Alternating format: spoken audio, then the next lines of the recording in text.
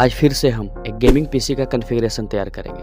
आज हम तैयार करेंगे एक पावरफुल गेमिंग एडिटिंग पीसी, वो भी मात्र 15,000 के रेंज में। अगर आप एक पीसी बिल्ड कर रहे हैं या आने वाले कुछ दिनों में करवाने वाले, तो ये वीडियो आपके लिए ही है। मैं आज इस वीडियो में आपको बताऊंगा कि एक तगड़ा गेमिंग एडिटिंग पीसी को बिल्ड करने में कौन कौन से कंपोनेंट्स लगेंगे और उन कंपोनेंट्स को कहाँ से खरीदना है। इस कॉन्फ़िगरेशन में हम जितने भी कंपोनेंट्स का यूज़ करेंगे उन सभी का बाइंग लिंक डिस्क्रिप्शन में मिल जाएगा। इस बिल्ड में हमारा मेन फोकस इसकी परफॉर्मेंस पर रहेगा, यानी कि इसकी परफॉर्मेंस के अनुसार ही हम इसके कंपोनेंट्स को तैयार करेंगे, जिसके कारण इसमें हम अच्छा से अच्छा मदरबोर्ड और अच्छा से अच्छा प्रोसेसर का यूज़ करेंगे। इसकी स्पीड को और ज़्यादा बूस्ट करने के लिए एक तगड़ा रैम और SSD का यूज़ करेंगे। तो आइए अब वीडियो को शुरू करते हुए डायरेक्ट टॉपिक पर आते हैं।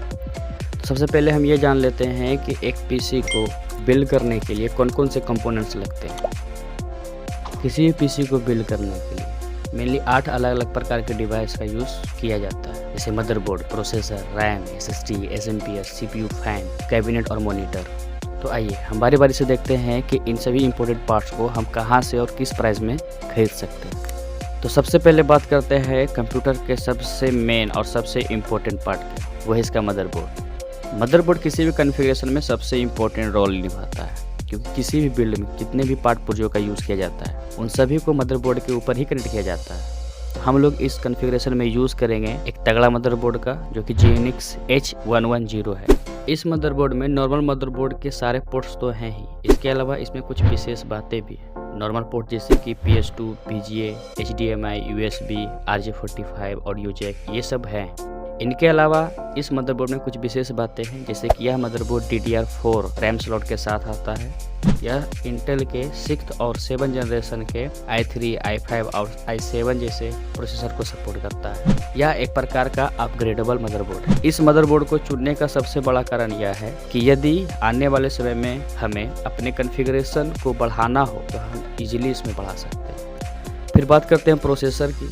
तो हम इस बिल्ड में यूज़ करेंगे इंटेल का i5 6500 प्रोसेसर। यह i5 का 6th जनरेशन प्रोसेसर है, जो 4 कोर यानी ऑक्टा कोर प्रोसेसर है। इसमें 4 थ्रेड भी मिलेंगे और इसका स्पीड 3.2 गीगाहर्ट्ज़ की है। यह एक काफ़ी अच्छा प्रोसेसर है। यह हर प्रकार की मल्टीटास्किंग इजीली कर सकता है। आप इस प्रोसेसर का यूज़ करके आप अपने कंप्यूटर में heavy video editing, mixing, gaming इत्यादि भी कर सकते हैं। हमारा कंप्यूटर अच्छा से अच्छा चले, इसके लिए प्रोसेसर के साथ साथ एक अच्छा रैम की भी ज़रूरत पड़ती है। हम अपने कंप्यूटर में यूज़ करेंगे 8 GB का सिंगल स्टिक रैम। आप चाहो तो 4-4 GB की तो अलग अलग रैम भी ले सकते हो, लेकिन ये 8 GB की तुलना में ज़्यादा महंगी पड़ेगी। हमारे मदरबोर्ड में 2 रैम स्लॉट है, यानी कि आने वाले टाइम में यदि आपको रैम बढ़ाना हो तो आप इजीली बढ़ा सकते हैं, लेकिन अभी फ़िलहाल 8 GB काफ़ी है। फिर डाटा स्टोरेज की बात करें तो हम डाटा स्टोरेज करने के लिए अपने कंप्यूटर में यूज़ करेंगे 256 GB SSD। यह एक प्रकार का SATA SSD है। हमारे कॉन्फ़िगरेशन में SSD चुनने का मेन कारण यह है कि यह हार्ड डिस्क की तुलना में ज़्यादा अच्छी तरीके से डाटा को स्टोर कर सकते हैं और फास्ट।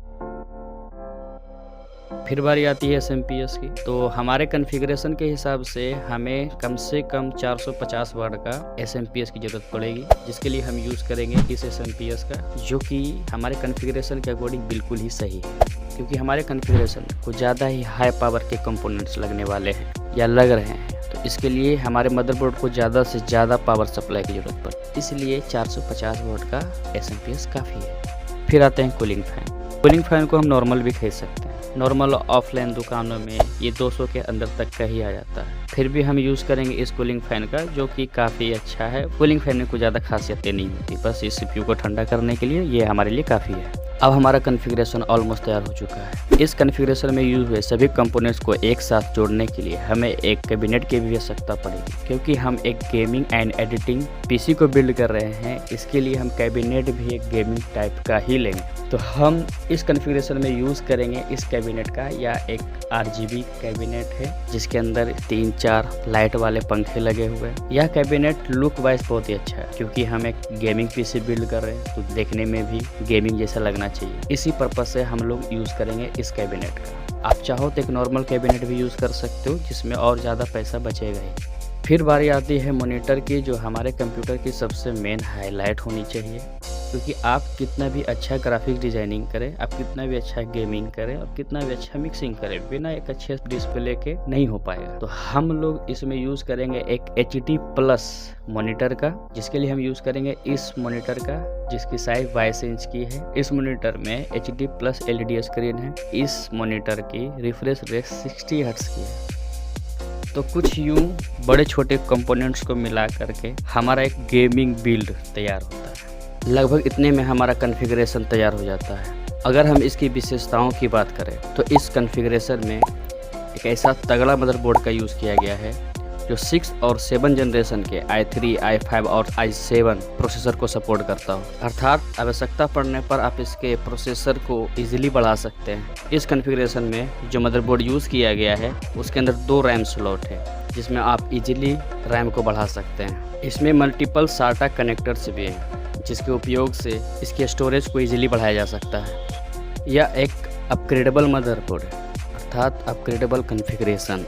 हमारे चैनल पर अलग अलग टॉपिक पर बने हुए वीडियो हैं, जिसे देखकर अपने कंप्यूटर नॉलेज को इम्प्रूव कर सकते हैं। चैनल में computer memory, motherboard, computer ports and parts की पूरी प्लेलिस्ट मिल जाएगी, जिसे देखकर कंप्यूटर की अलग अलग टॉपिक की जानकारी ले सकते हैं।